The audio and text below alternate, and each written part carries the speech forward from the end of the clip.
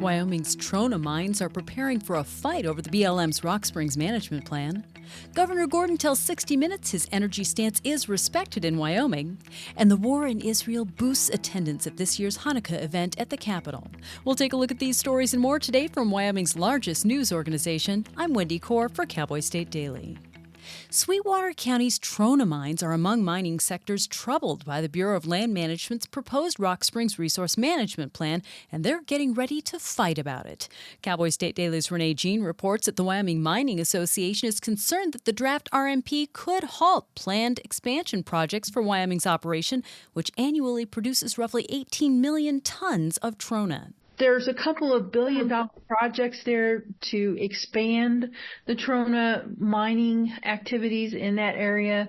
Those projects would add between 500 to 800 jobs in the Sweetwater County area. The Trona industry in Wyoming, which is mostly located in Sweetwater County, is providing around 2,700 jobs.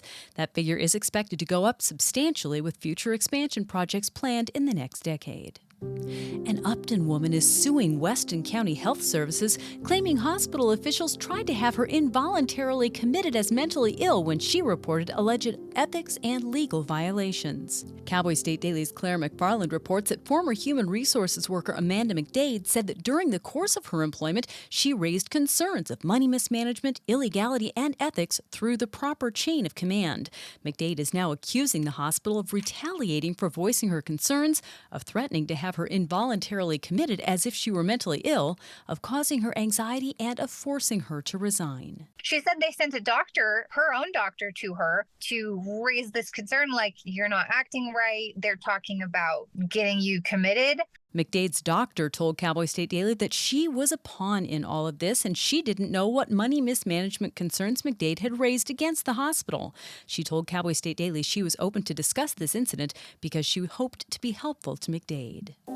Well, Governor Mark Gordon brought his climate change agenda to the long-running CBS News magazine 60 Minutes on Sunday. In the episode, Gordon said he believes Wyoming can simultaneously address climate change and welcome green energy projects while also embracing its legacy fossil fuel industries. That's according to political reporter Leo Wolfson. I talked to Senator Jim Anderson from Casper.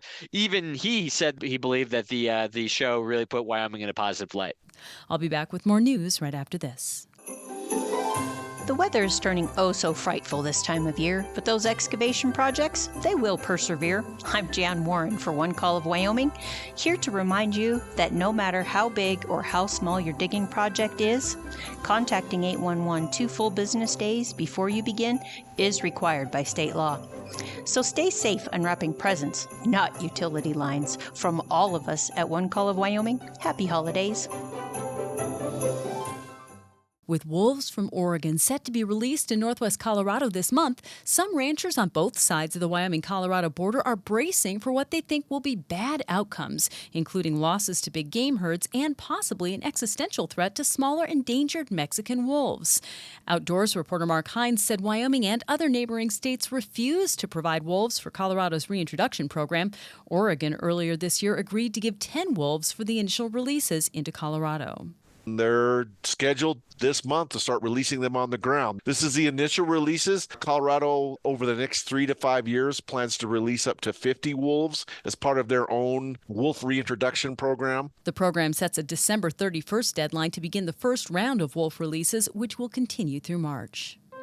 And for the last 17 years, Wyoming residents have gathered at the state capitol to celebrate the Jewish tradition of Hanukkah. But Monday's event was different. Many of those at this year's gathering said they were driven to attend by a sense of duty to show solidarity with Israel in its ongoing war with Hamas terrorists. Cowboy State Daily's Leo Wolfson reports that around 150 people packed into the capitol for the event that was attended by Governor Mark Gordon, Secretary of State Chuck Gray, 6 state legislators from both the Democratic and Republican parties, and the Cheyenne Youth Symphony. I spoke to multiple people who confirmed to me that it was the largest turnout they've had in 17 years of hosting the event. And obviously the timeliness of the recent Israel war is no surprise. A lot of people wanted to show their solidarity there. Gordon said the origins of Hanukkah should remind people to light their own lives to blank out darkness. And that's today's news. Get your free digital subscription to Wyoming's only statewide newspaper by hitting the subscribe button on CowboyStateDaily.com. I'm Wendy Kaur for Cowboy State Daily.